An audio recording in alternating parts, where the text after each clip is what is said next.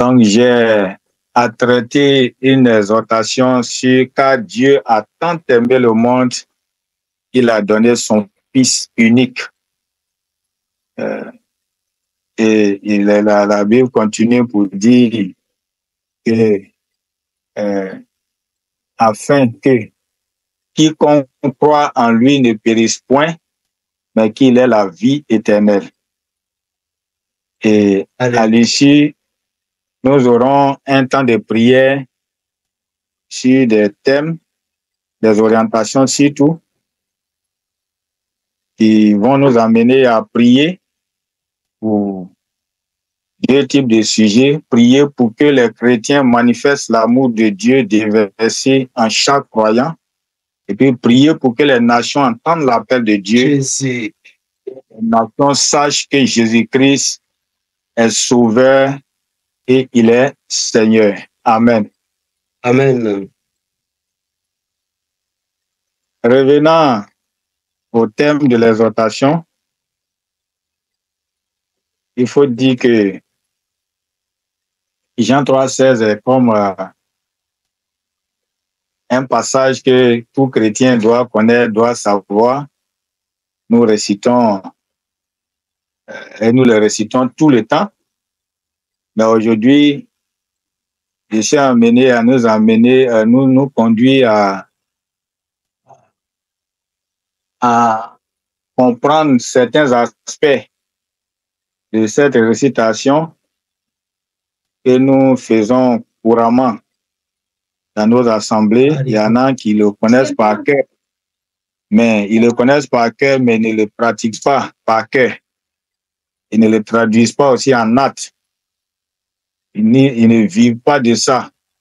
Ils ne font que le réciter. Ce matin, Dieu veut nous amener à ne pas réciter, mais à tenir compte des injonctions, des aspects qui sont à l'intérieur, la valeur spirituelle de ce texte-là pour que nous puissions l'appliquer et l'imposer à toutes les situations de notre vie. Donc, le mot déjà « car » c'est une conjonction de coordination et généralement, les conjonctions sont faites pour introduire une explication, une justification, ou même souvent une cause. C'est pour nous amener à accepter quelque chose qui a été dit précédemment. Et je vais, sans plus tarder, essayer de lire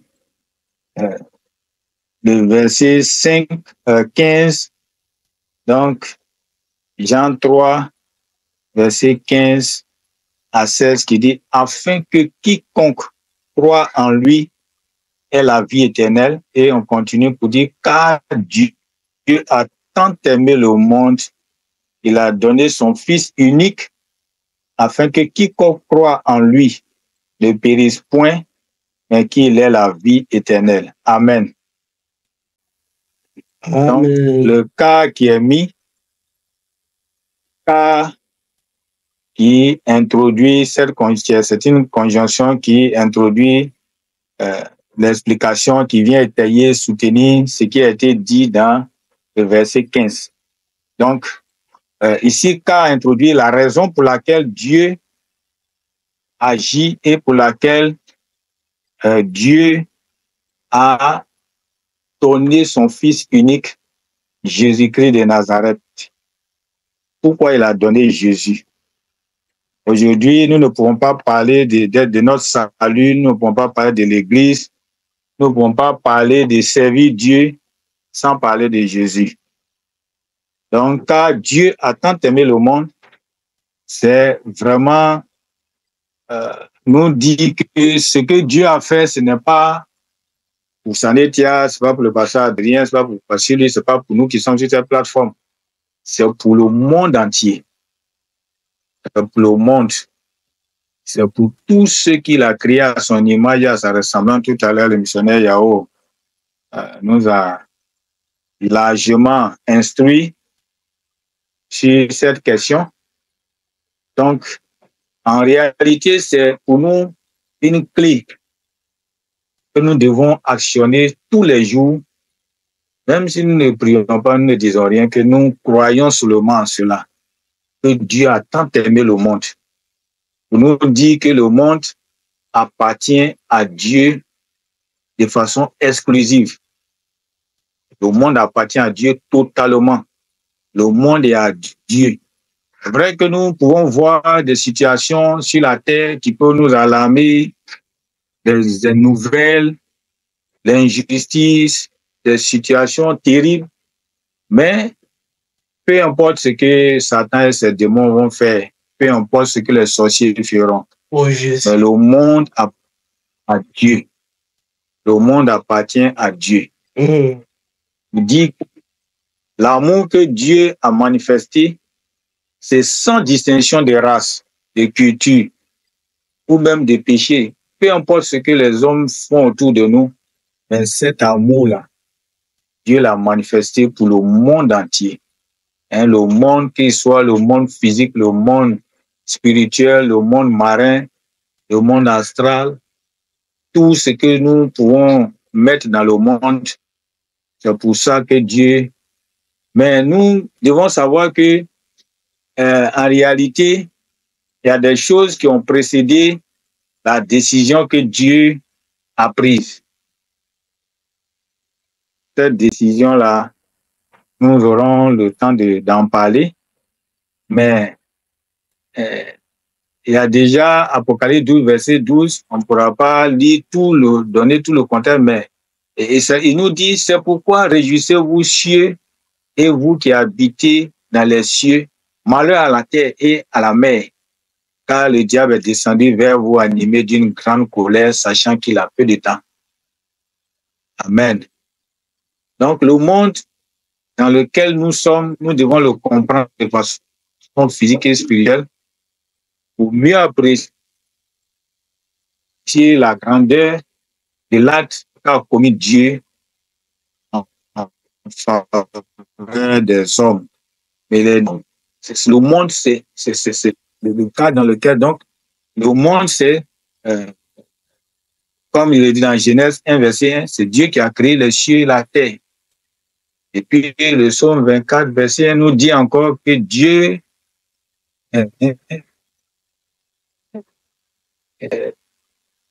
c'est-à-dire, le psaume 24, verset 1 nous dit à l'Éternel la terre, hein, et ce qu'elle renferme, le monde et ceux qui l'habitent. Donc, ce monde-là appartient à Dieu. Nous devons le savoir et nous devons le proclamer. Mais il y a quelque chose qui s'est passé, c'est que Dieu a créé l'homme à son image, à sa ressemblance. Dieu nous a établis en passant par Adam et Ève. Et puis, par la suite, il a donné des instructions, des choses qu'il a défendues, que Adam et Ève le fassent. Et puis, donc, nous devons savoir que depuis cet acte qui est dans Genèse 3, le monde dans lequel nous sommes est sous la puissance du malin, mais c'est une conséquence. Mais en réalité, le monde appartient à Dieu. Et l'acte que Adam et Ève ont commis explique pourquoi Dieu était obligé d'envoyer Jésus pour intervenir. Parce que avec ce qui s'est passé dans Genèse 3, verset 1 à 6 là-bas, la conséquence, c'est que le monde entier est sous la puissance du malin. Parce que Adam et Ève ont ouvert cette brèche et ils ont fait en sorte qu'il a trompé Ève et il les a amenés à outpasser la parole de Dieu et ils ont touché à l'interdit qui aujourd'hui a mis le monde en difficulté, la souffrance. L'homme est séparé d'avec Dieu, comme le missionnaire le disait. Aujourd'hui, les hommes n'ont même plus peur de commettre le mal. Le mal est dans le monde est corrompu sur tous les aspects. Et aujourd'hui, l'homme est spirituellement incapable de rentrer dans la présence de Dieu s'il n'a pas Jésus. Donc, on voit que Dieu, voyant tout cela, il a donné son Fils unique. Son Fils unique qui est Jésus, le seul qui était capable de pouvoir nous sauver de cette situation que j'ai décrite. Donc, le Fils de Dieu, qui est Jésus, il est un don que Dieu a donné à chacun de nous, mais a donné au monde entier. Amen. Parce que sa venue sur la terre, sa vie, sa mort, sa résurrection, l'acte qu'il a commis, ce sacrifice, n'est pas fait pour seulement une histoire. Souvent, les courants du modernisme disent que c'est une histoire. Disent que c'est une histoire, donc ils banalisent et que c'est des choses que des gens ont écrit pour vraiment contenter l'homme, pour limiter la liberté de l'homme, pour empêcher qu'on soit intelligent, la raison soit la même. On voit que si Jésus n'était pas venu et qu'il n'y avait pas une autre catégorie d'hommes qui croyaient en Dieu, qui se mettaient à part pour faire la volonté de Dieu, et que tout le monde devait avoir l'intelligence dont on parle aujourd'hui sur la terre, c'est sûr que tel que le péché était, tel que le mal est rentré dans le monde, c'est sûr que chacun allait faire le calcul de comment il allait tuer l'autre, comment il allait récupérer le monde entier. Donc, Dieu a donné son Fils unique, ça a un sens, mais ça prend un sens si seulement on croit. Donc, la foi en Christ, c'est la clé. C'est-à-dire, si on reste mais on ne croit pas en cela, on a des problèmes sur la terre. Et ceux qui ne croient pas, ils sont nombreux, on ne peut pas les citer.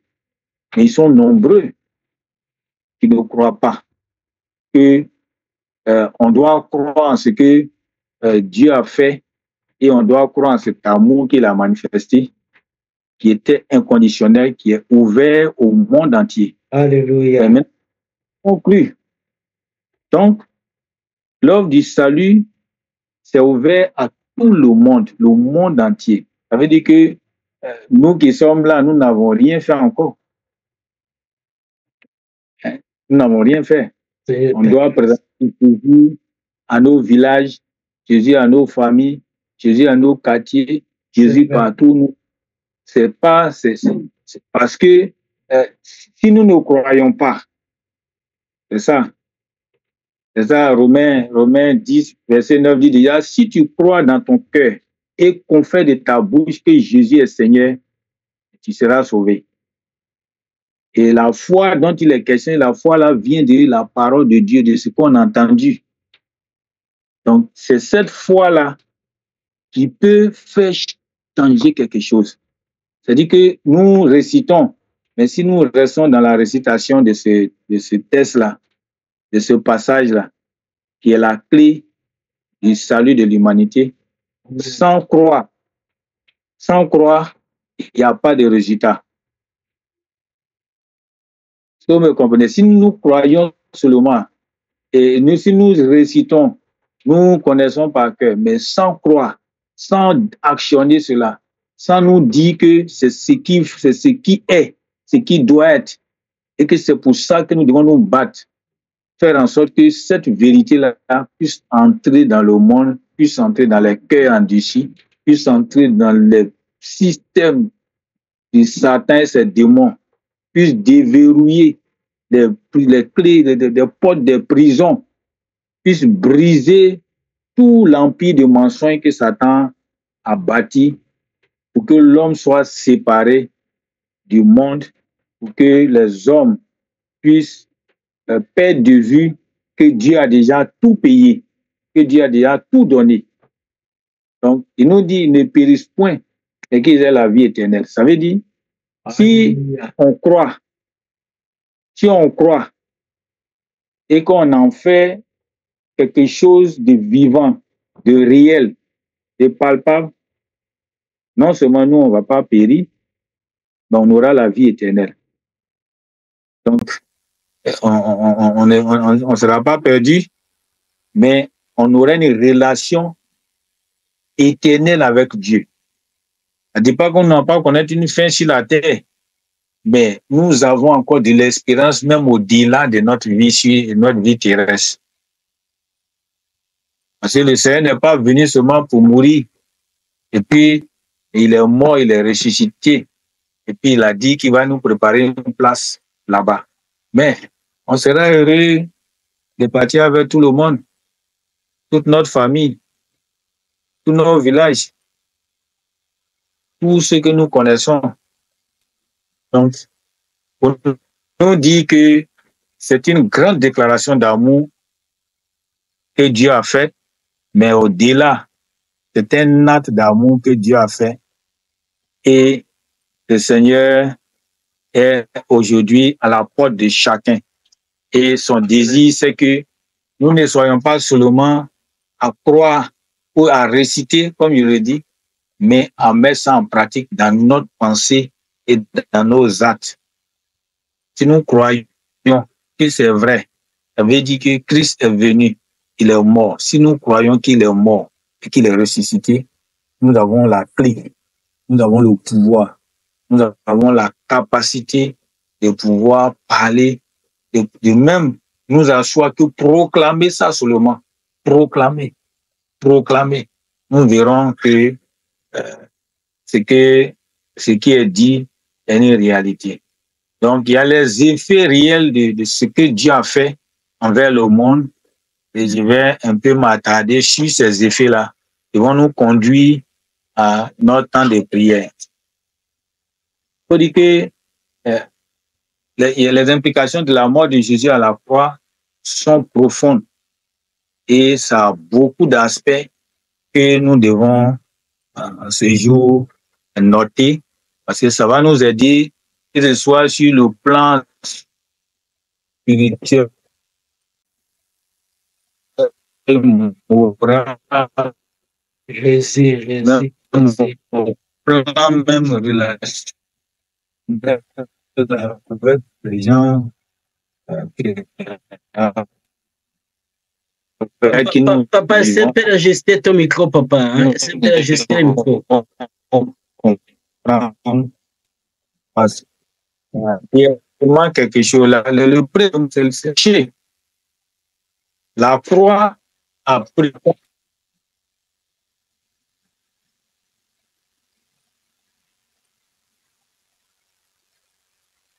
Oui, papa, nous t'entendons plus. Nous te perdons là, nous te perdons. Gloire à toi, Jésus. Vous m'entendez? Oui, des fois on te perd, papa. On te perd souvent. C'est un problème de réseau. Ok, vous m'entendez?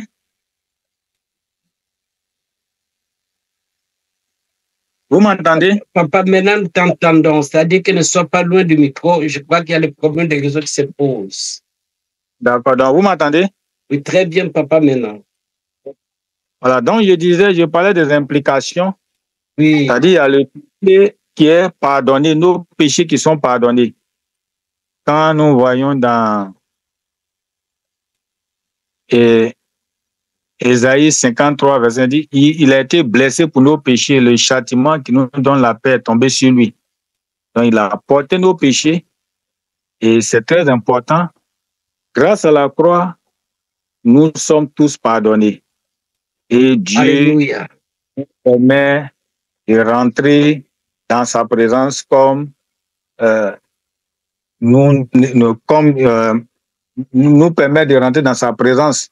Parce qu'avec le péché, c'est pour le péché que Jésus est venu. Et à cause de ce péché-là, l'homme était séparé carrément de Dieu. Donc, la deuxième chose, c'est que ça nous permet d'être réconciliés réellement avec Dieu. Ça doit nous donner la force à notre foi. dit que le Seigneur est mort à cause de moi et à cause de ce qu'il est mort, moi j'ai le droit et mon statut a changé. Je suis enfant de Dieu. Alléluia. Et de rentrer dans la présence de Dieu. J'ai le plein droit de parler à Dieu. Je peux parler à Dieu comme je peux parce que ce n'était pas évident. Donc, c'est très important parce que Dieu nous a réconciliés avec lui par Christ, hein, en l'imputant toutes nos fautes.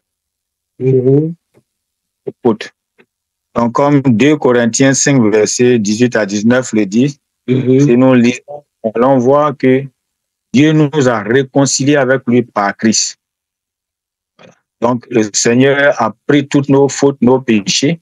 Et aujourd'hui, nous avons une communion réelle avec Dieu. Pour dire que si nous sommes dans une dynamique de conquérir et reconquérir le monde, nous devons nous avoir le plein droit d'être des ambassadeurs, nous avons le plein droit de parler, de défendre les intérêts de Dieu dans ce monde qui tend à la perdition, dans ce monde qui est troublé, qui est à la recherche de repères.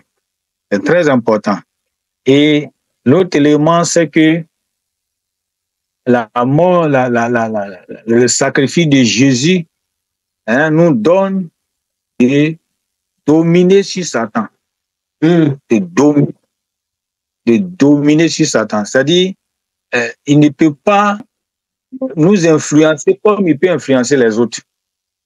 Pas du tout. Ouais, Colossiens verset 15 dit quoi? Il a dépouillé les dominations. Il a effacé tous les actes dont les ordonnances nous condamnaient. Et puis il a livré publiquement en spectacle Satan et tous ses démons. Par la victoire de Jésus à la croix. Donc, nous avons ces aspects-là qui sont, le premier, c'est que nos péchés sont pardonnés. Deux, nous sommes enfants de Dieu. Jean 1, verset 12 dit, à ceux qui ont cru, leur donne le pouvoir de devenir enfants de Dieu. Donc nous sommes enfants de Dieu. Et nous avons la victoire sur le mal, la victoire sur la mort, la victoire sur Satan, mais la victoire sur ses accusations, surtout. La victoire sur ses accusations. Ouais. Dieu, dans Hébreux 2, verset 14, si nous pouvons lire Hébreux 2, verset 14. Hébreux 2, verset 14. Hebrew 2, verse 14.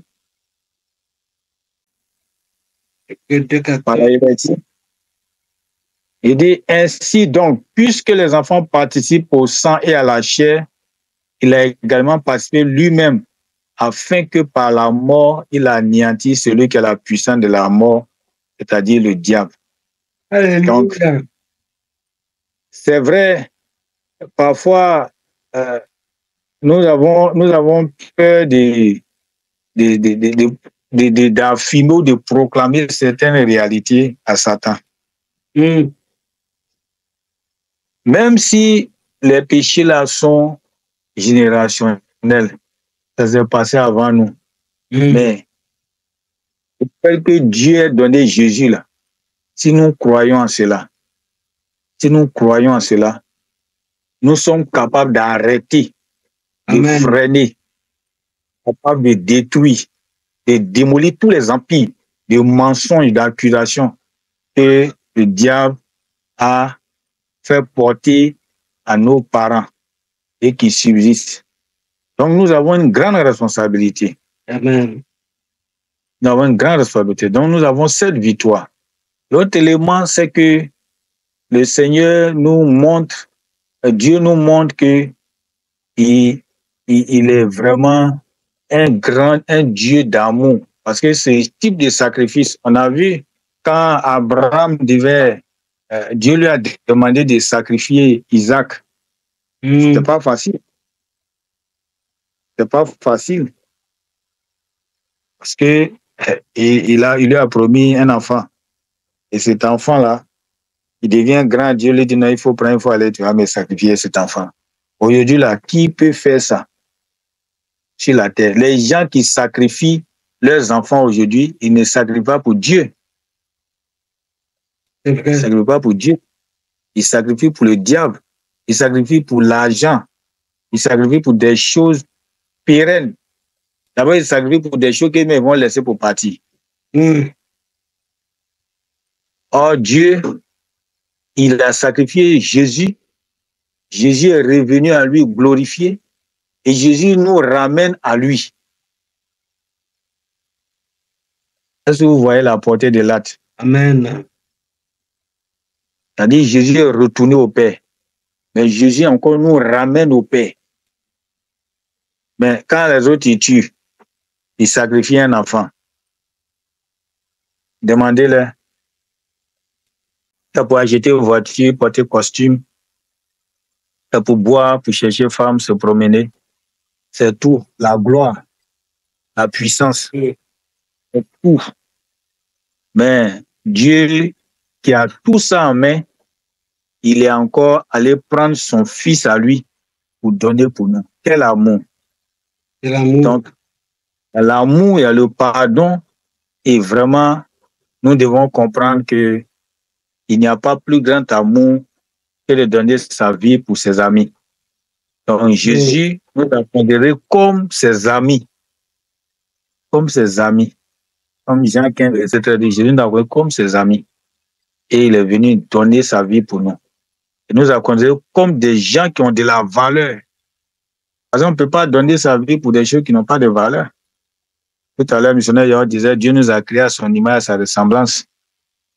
Donc, on a de la valeur devant Dieu. C'est pour cela que Dieu a donné son fils qui a plus de valeur que nous pour restaurer cette valeur qu'il avait pour nous. Donc, aujourd'hui, la mort de Jésus aussi, ça nous permet d'avoir un accès direct à Dieu, comme il le disait tout à l'heure. Nous pouvons entrer dans la présence de Dieu. Le psaume 65 nous dit, ô toi qui écoutes la prière, tous les hommes viendront à toi. Nous pouvons attendre. Comme nous voulons, nous avons un accès libre et personnel. Soit collectivement, individuellement, nous pouvons partir au Seigneur et nous pouvons échanger, nous pouvons parler. Ce qui n'était pas le cas.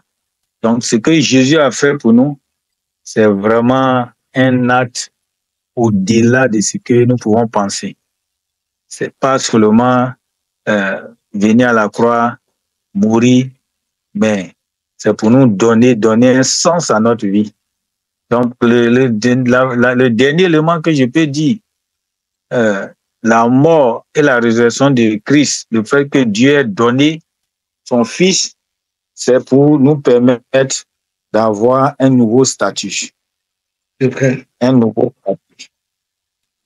Parce que le statut qu'on avait, qui était adamique, c'est un statut de péché, de pécheurs, de personnes condamnées, des personnes sur qui il y a une malédiction qui est prononcée. C'est pour cela aujourd'hui, 2 Corinthiens 5, verset 17 dit, si quelqu'un est en Christ, il est une nouvelle créature, les choses anciennes sont passées, voici toutes les choses sont venues. Mais c'est pour dire que si tu es en Christ réellement, donc nous sommes interpellés, le Seigneur a déjà fait, mais il faut que nous soyons réellement en Christ. Si quelqu'un est en Christ, si quelqu'un vient à Christ, et puis si quelqu'un en Christ est différent, il faut qu'on soit en Christ. Si notre foi, notre espérance, tout ce que nous pouvons chercher sur la terre, si c'est en Christ que nous cherchons cela, nous aurons des choses plus glorieuses que si nous allons seulement devant la face de Christ. Nous allons devant Christ. Comme quand il était sur la terre, Judas était là. Judas était devant Christ, mais il n'était pas en Christ. S'il n'a pas compris, il n'a pas saisi. La preuve, Pierre qui était en Christ, même quand il n'a pas obéi, il n'a pas reconnu, il est allé pleurer, mais il n'est pas allé se pendre. Mais Judas, lui, quand il est allé se pendre parce qu'il n'était pas en Christ. Il avait choisi son camp. Donc, le Seigneur nous demande ce matin de vraiment nous attacher à lui. Parce que même Galates 2, verset 22, j'ai été crucifié avec Christ. Ce n'est plus moi qui vis, mais c'est Christ qui vit en moi. Donc, être en Christ permet que Christ soit en nous aussi. Amen. Amen. On est en Christ, Christ sera en nous. Et nous serons dégagés de toute forme de pression, d'oppression, de difficultés, de soucis. Donc aujourd'hui, nous savons une grâce, une bénédiction, la croix de Jésus. Alléluia. C'est au cœur de notre salut, c'est au cœur de notre puissance, au cœur de nos capacités, au cœur de tous nos projets terrestres, au cœur de nos attentes. Oh, yeah. Nous devons savoir que c'est pour la vie éternelle après la mort et c'est pour vraiment donner un sens encore plus profond à notre relation avec Dieu, un sens encore profond avec notre relation avec nous-mêmes, notre relation avec les autres. C'est très important parce que ça touche notre esprit, notre cœur, nos relations et tout ce que nous voulons obtenir sur la terre. Nous sommes à jeudi miracle et nous pouvons considérer que la mort de Jésus ou le sacrifice de Jésus, c'est pas une histoire, mais c'est la clé d'une dynamique, d'une puissance, d'une autorité que Dieu nous donne, d'un changement de statut, d'une capacité que Dieu nous donne. Et si nous croyons en cela, nous ne serons pas déçus. Si nous croyons en cela, nous ne serons pas déçus. C'est pour cela, c'est bien mis que c'est bien mis car il a afin que quiconque croit en lui ne périsse point et qu'il ait la vie éternelle. Ça peut dire quoi? Il n'y a rien qui peut nous faire périr sur la terre. Rien. Rien. Rien. Nous avons la vie. Rien ne peut nous faire périr, quelles que soient les épreuves, quelles que soient les difficultés, quels que soient les combats qui te sont imposés, mais mets-toi en tête que rien ne peut te faire périr. Rien ne peut te faire abandonner, rien ne peut te faire tomber. Parce que Jésus, il est mort et il est ressuscité. Jésus a vaincu toute la puissance de Satan. Donc, il n'y a rien qui puisse te faire périr, ni la maladie, ni les épreuves, ni les injures, les humiliations, la confusion. Il n'y a aucune situation. Rien ne peut nous faire périr. C'est au contraire nous qui devons exercer de l'autorité, la puissance, parce qu'en dehors même de ce que sur la terre, rien ne peut nous faire périr, mais Dieu a prévu un plan de salut pour nous. C'est que si nous sommes en Christ, il y a un passage dans Proverbe, il dit ceux qui meurent en Christ, c'est qu'ils deviennent. Donc, même si nous restons en Christ, nous mourons en Christ, nous avons toujours de l'espérance au-delà de la vie terrestre que nous voyons. Donc, cette vie éternelle, c'est une vie complète, totale, dans laquelle la vie terrestre et la vie céleste sont conciliées. Et nous naviguons dans cette sphère-là. Je vous dis, il n'y a rien qui puisse nous ébranler dans ce monde. Rien. C'est la clé de notre victoire. C'est la clé de notre salut. Nous devons ce matin dire merci au Seigneur, dire merci à Dieu d'abord, qui nous a aimés jusqu'à ce niveau-là. Et puis, dire merci au Seigneur Jésus qui nous a aimés aussi. Parce que s'il ne nous avait pas aimés, il n'allait pas accepter de venir mourir pour nous. Le Seigneur aussi qui nous a aimés et continue de nous aimer. Et Dieu, le Père, Dieu le Fils. Et vous voyez que Jésus, le Père, nous voit. Il voit la relation. Il voit qu'il ne doit pas nous perdre. Il donne Jésus. Jésus vient.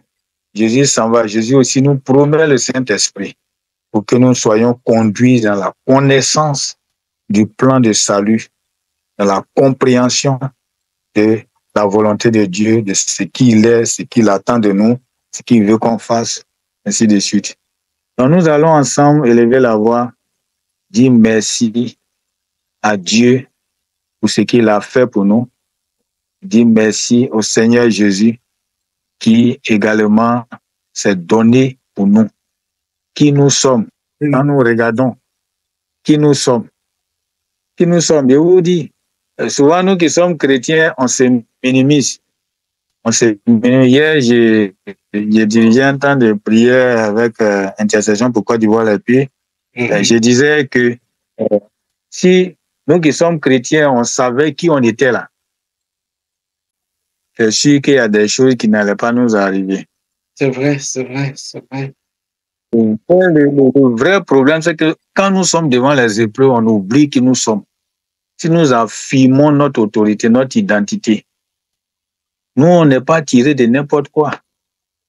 Tirés de la mort et de la résurrection du Fils de Dieu. Je dis, si tu es en face de quelqu'un qui dit qu'il est fort, il est grand dans ce monde, qui a tous les fétiches, tous les artifices, mais quand il dit le nom de Jésus seulement, ça suffit pour le branler. Même s'il a des blindages à 100 niveaux, si tu dis Jésus 100 fois, il va tomber. Amen. Ça veut dire que tant que tu crois, tu peux ébranler tous les systèmes.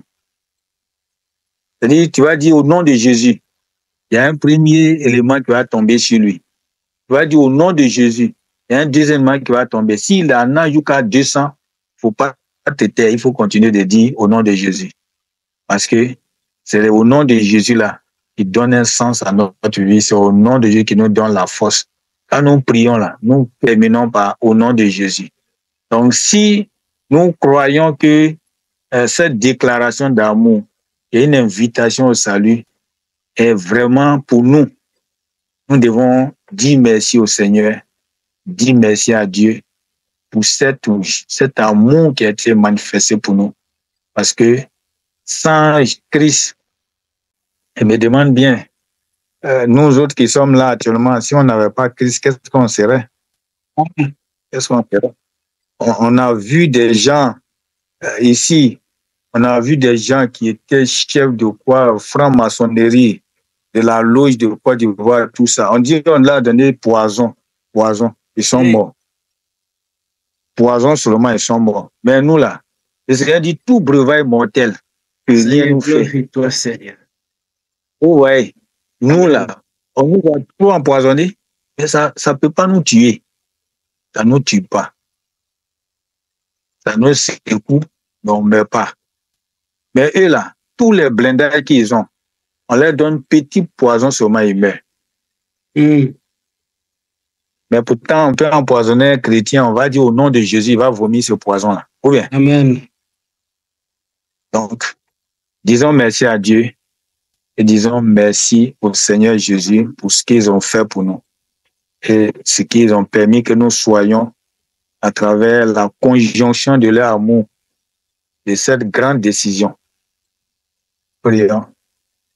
Oh Seigneur, Père, ce matin, merci.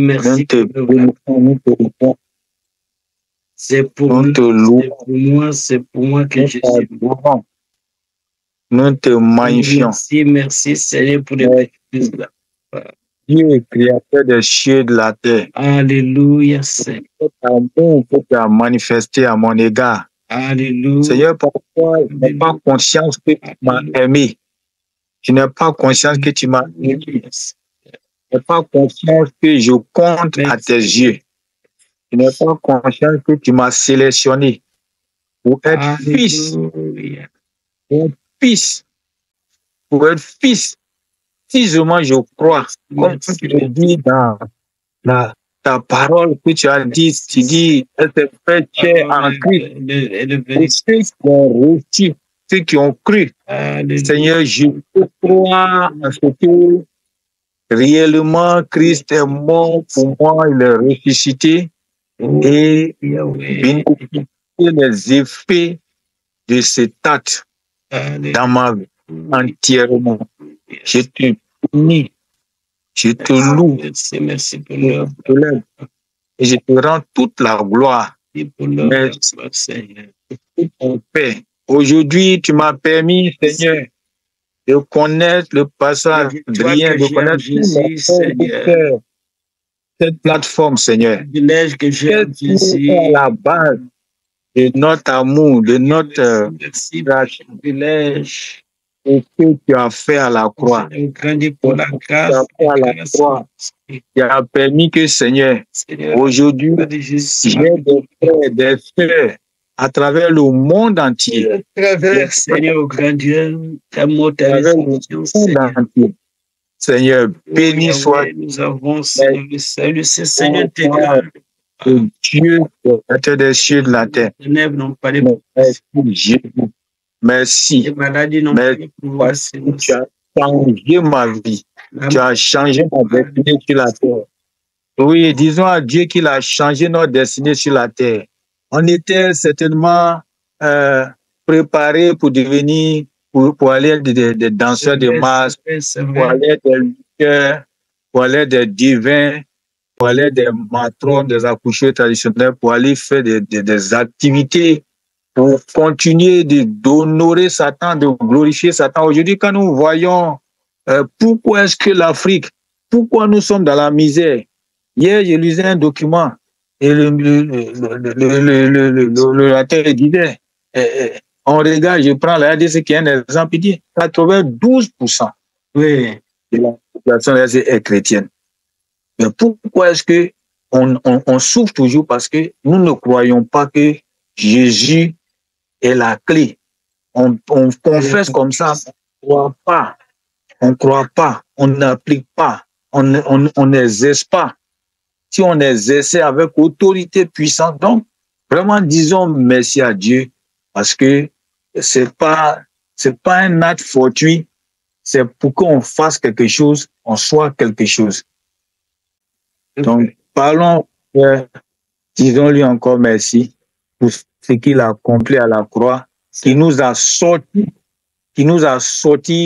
du système de contrôle de Satan, qui est venu sur la terre avec une grande colère. La Bible dit qu'il est venu animé d'une grande colère.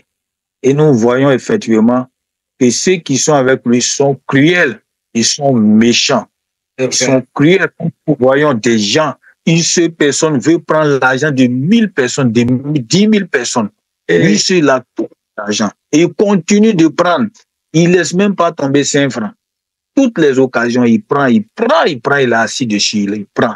Parce que sa conscience là, c'est pas une conscience qui est renouvelée, qui est transformée. Il n'a pas le sens du monde, il n'a pas la compréhension de pourquoi Dieu l'a envoyé sur la terre. Mais nous, Dieu nous a fait cette grâce. Aujourd'hui, nous menons le bon combat. Disons merci au Seigneur pour cet amour. Seigneur, nous te bénissons. Merci Seigneur pour cet amour combien grand. Nous te louons. Nous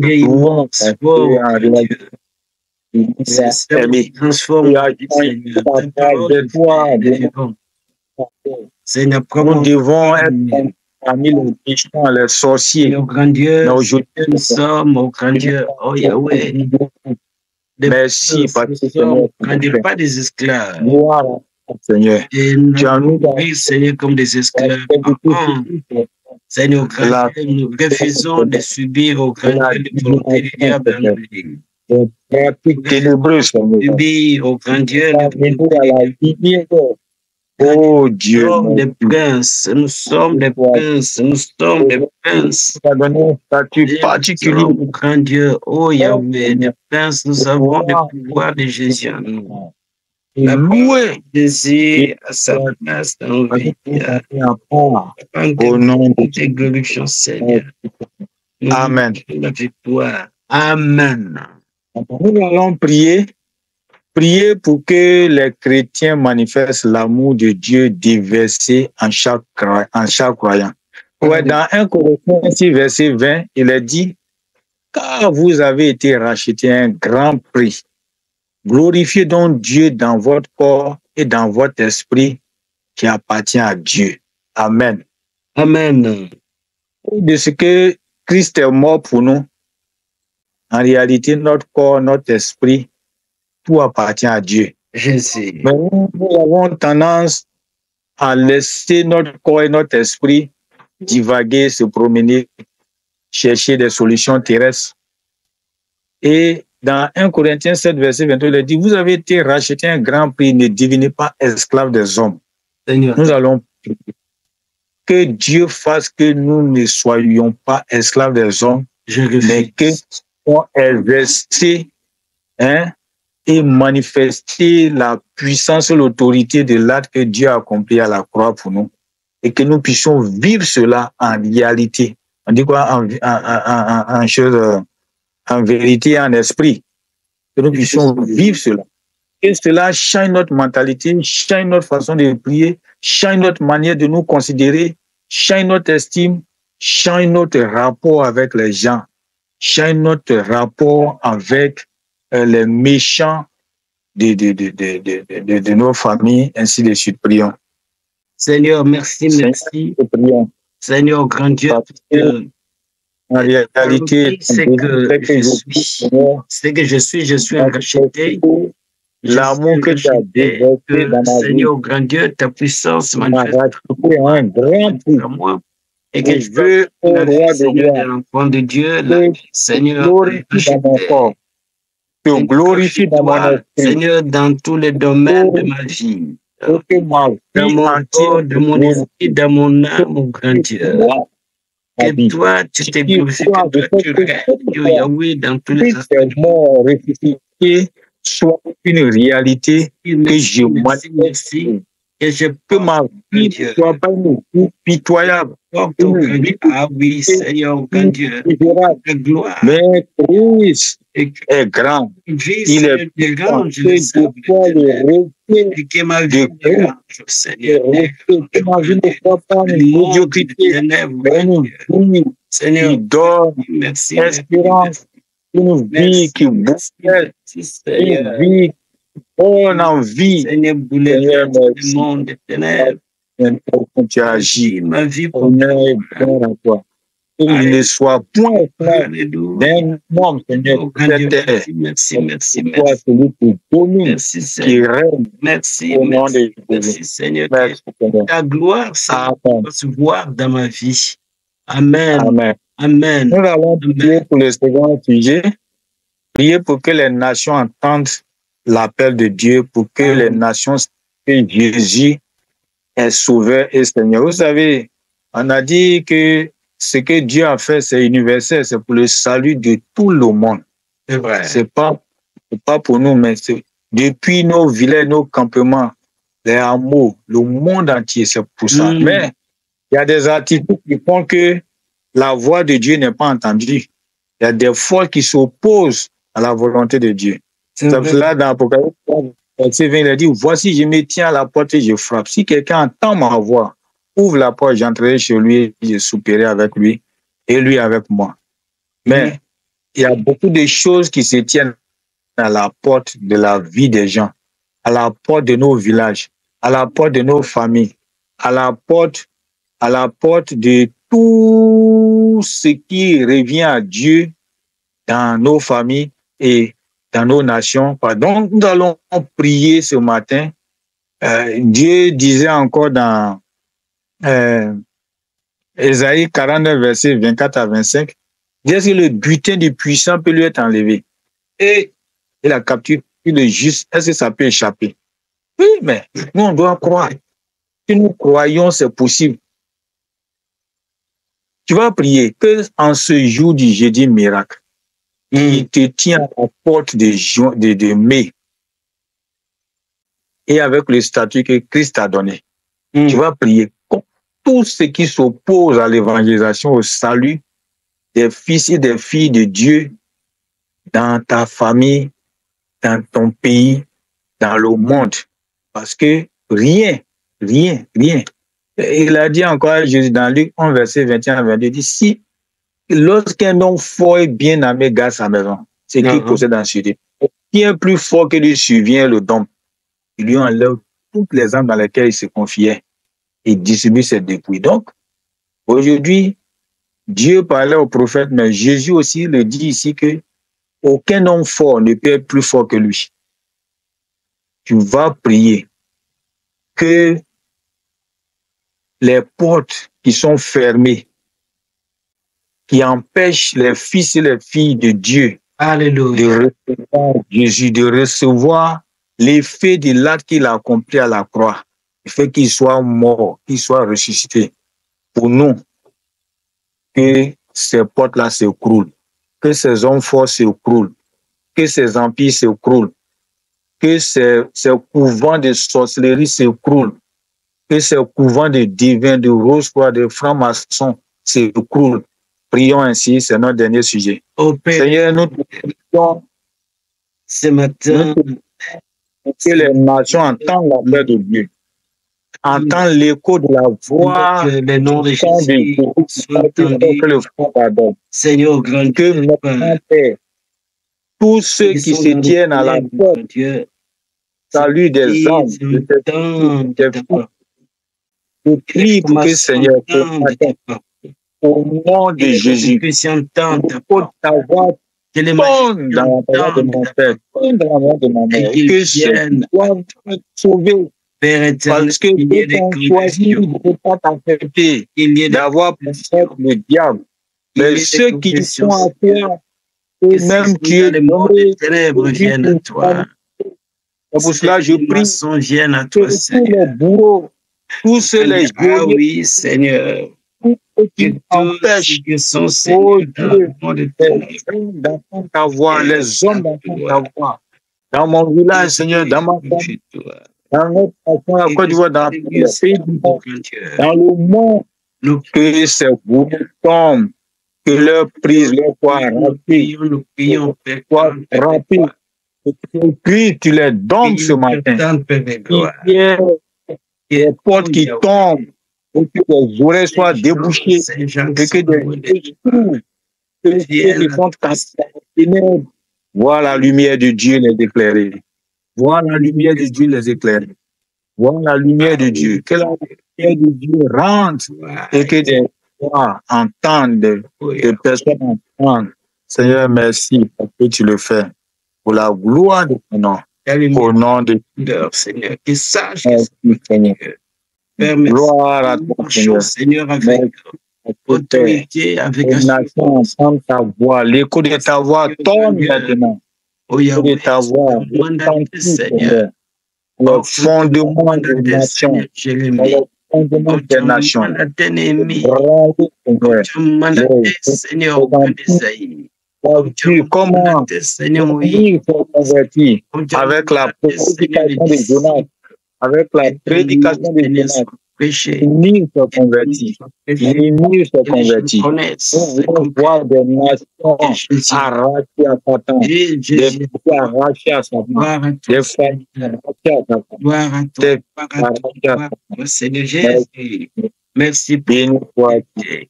Béni sois-tu. Christ est revenu au monde. Alléluia. Amen.